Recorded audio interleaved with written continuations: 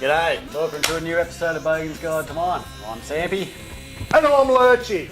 We've got another flash one today, mate. Flash one? Flash one. Chateau Tanunda. They've gifted the show a bottle of, I'm not sure if it's their top of the line, but it sure bloody looks like it. It's a winner of the 2010 International Wine and Spirit Competition in London, so it's got to be something. Chateau Tanunda, on ya. Thanks a lot, guys, for donating this. Now, this comes from 100-year-old vines, Lurchy.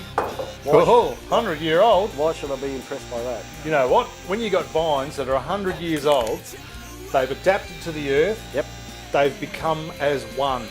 So as one, mate. Yep. What they do is they become infinitely more complex. They get characters all of their own, and the depth. You'll see for yourself. You have a taste of this, mate. You don't get this from just like 10-year-old vines. Yep. 100-year-old vines are a whole different creature. Nice and established and old and gnarly. Exactly. All right, well, let's have a look at it. What year did I say this is from? It's brand new, 2012. So 2012. You want it to be fairly fresh. It is a Semillion. I didn't mention that. A Semillion. A Semillion, yeah. So it's called the Chateau Semillion. Can't believe I missed that. Sorry, guys. Looks a lot older than 2012, doesn't it? It's got a nice colour to it, a nice deep yellow colour, But yeah, bordering on golden. Yeah, well, look, if you just poured this in the glass, I would have said that would have been at least 5 to even 10 years old on that, I reckon, because white wines get a bit darker as they get older. So, but I'm not terribly familiar with Semillion just on its own, mate. Have you tried much Semillion on? I love them actually because of the complexity of them, and they're alongside Pinots. They're probably one of the hardest wines to make.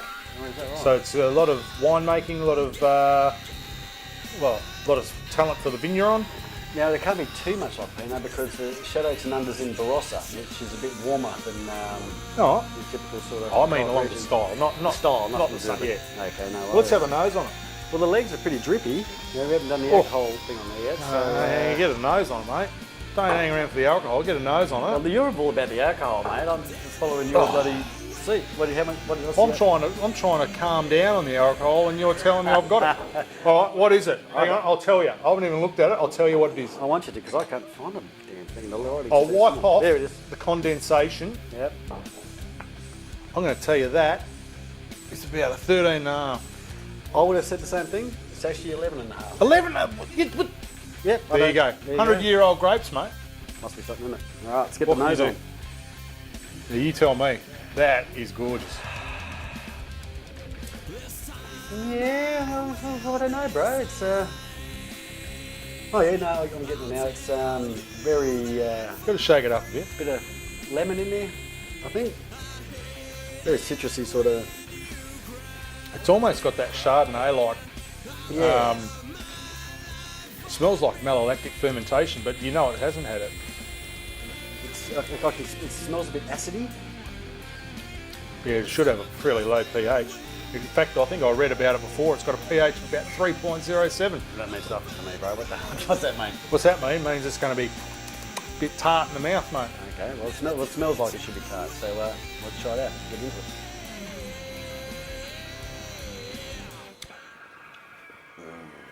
Yeah, well, that's... Yeah. There you go. That almost tastes like a meal. That's got some body to it, hasn't it? That is lovely.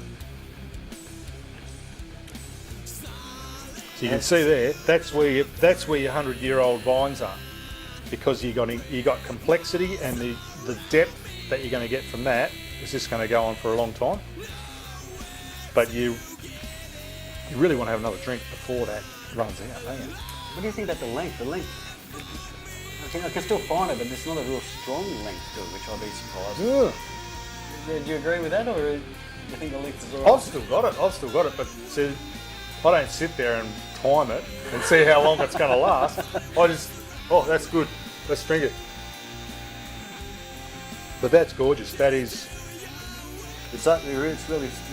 We probably should let this breathe a little bit more. It's really starting to open up now, isn't it? It is now, yeah. But I've got 2 words for you, brother. Yep. Quintessential Semillion.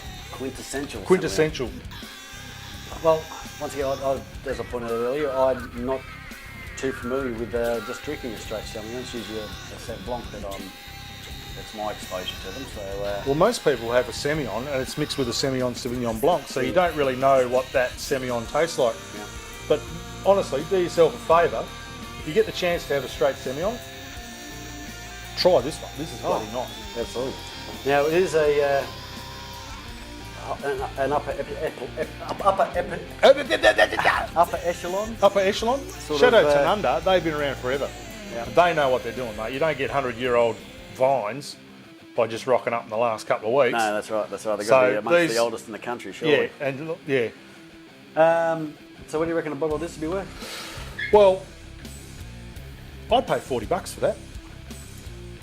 Yeah, well, you'd be Is that about close? you'd be going back into your pocket. It's a $50 bottle of wine. 50. Well, So there you go. it's pretty flash.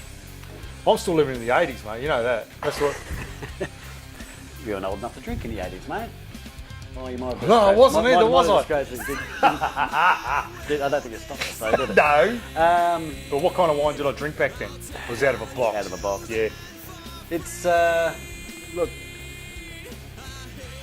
So I'm getting a little bit of. It really is opening up the more it's sitting there. I'm getting a bit of honey off that nose now, and Right.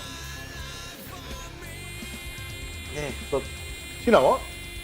If I had a pan full of scallops, seared, and I could just have it, scallop, scallop, and then scallop, I think this is. I'd be like, This is probably. Yeah, I think you're hitting the nail on the head. I think this is probably more of a food wine. This would be great with the right seafood or something, wouldn't it? It's. yeah, but you know, I like to drink anything, but if this was there, I'd drink this. I don't need food to drink it. Oh look, I'd certainly be drinking this every opportunity I get. So yeah, I'm absorbing this whole new grape, mate. It's the first time I've tried it. Semillion. I suppose- SAMPY. Semillion. Semillion. Not a hard on, it's not a flaccid, it's a Semillion. All right, on that note, I think we better bail. All right, mate, thanks for calling in again, guys. This has been Bogan'S Guide to Wine. Catch you next time. Semillion.